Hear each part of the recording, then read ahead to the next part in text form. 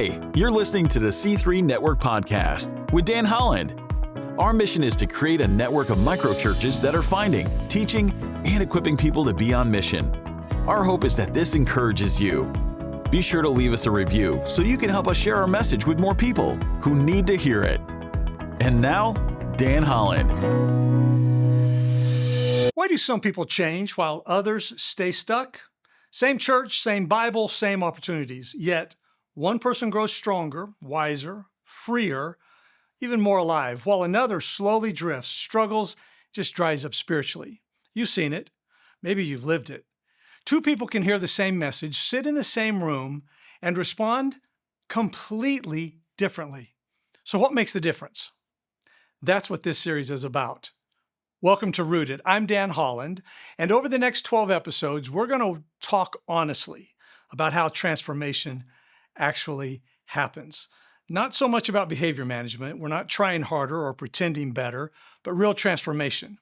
Now, throughout this series, we're going to use one simple picture, that of a tree. See, healthy trees grow in two directions at the same time, down into roots and up into the fruit. And what's happening beneath the surface eventually determines what appears above it.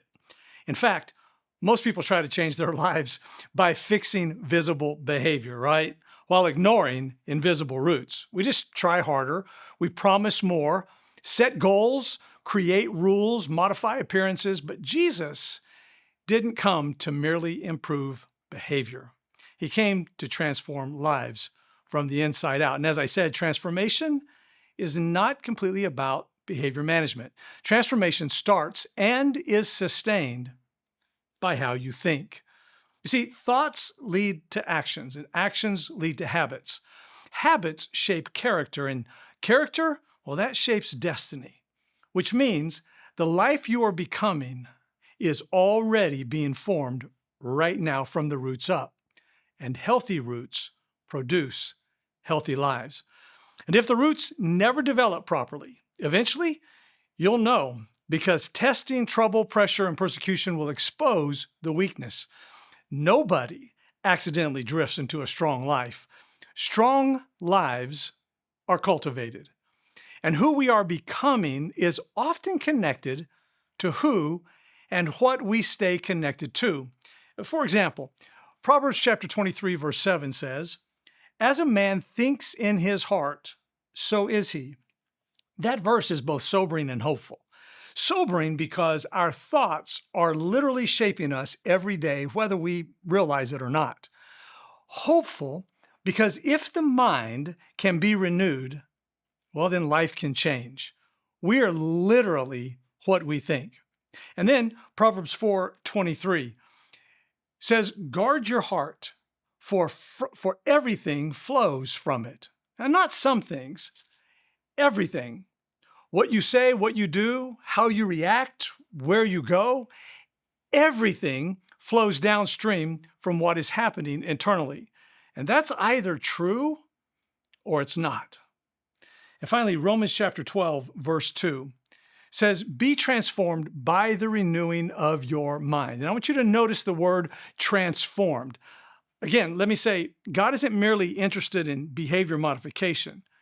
He wants renewal, transformation, deep change, root level change. This isn't try harder Christianity. It doesn't say be transformed by trying harder. Nope. It starts in the mind.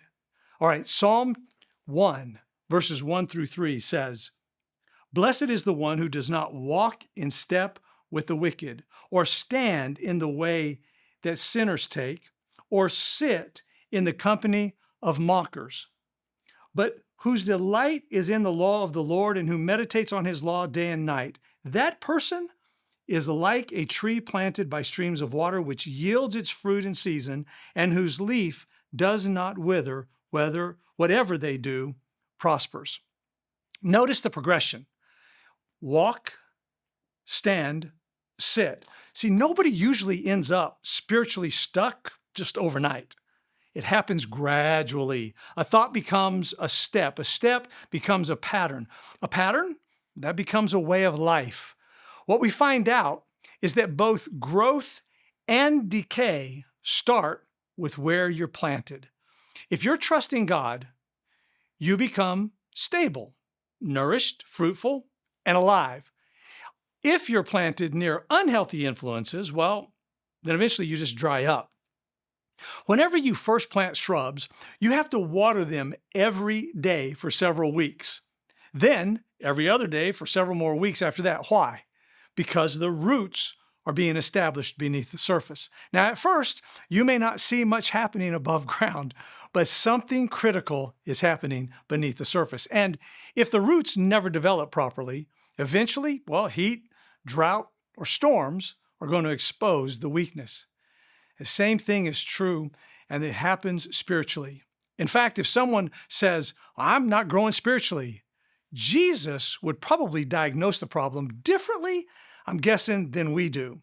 See, most people focus on symptoms. I keep struggling. I keep failing.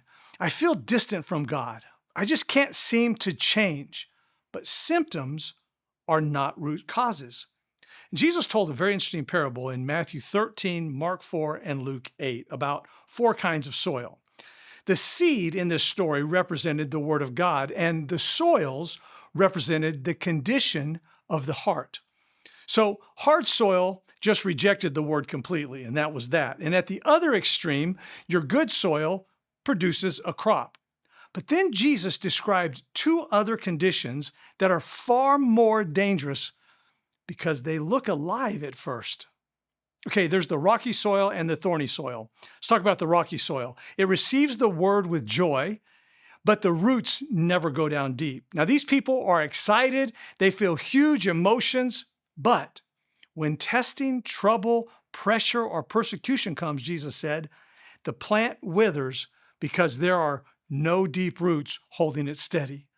Some people love what God gives them, but never develop deep dependence on God Himself. And then Jesus described the thorny soil. Now, this soil actually grows something.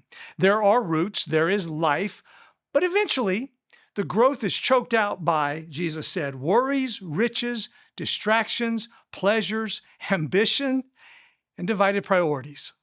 The issue isn't rejection of God, it's overcrowding. There's too many competing roots beneath the surface, too many weeds pulling life away from what matters most. And honestly, that describes many people today. We are busy, distracted, overstimulated, overcommitted, guilty, constantly connected, but spiritually depleted. We live in a world full of noise, hurry, comparison, entertainment, pressure, fear, and performance. And then we wonder why our souls feel dry. That's why this series is not about self-improvement.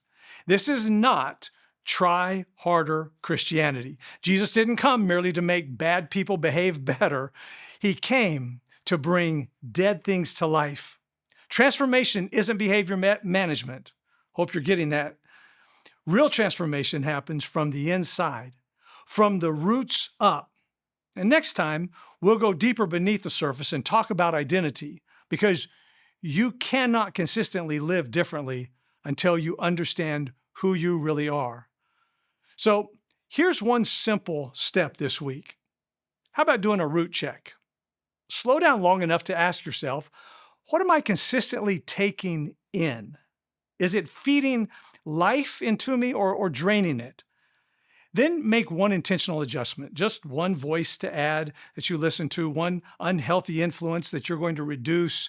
Don't try to change everything overnight. Just move toward better soil. Because healthy growth, well, that starts with where you're planted.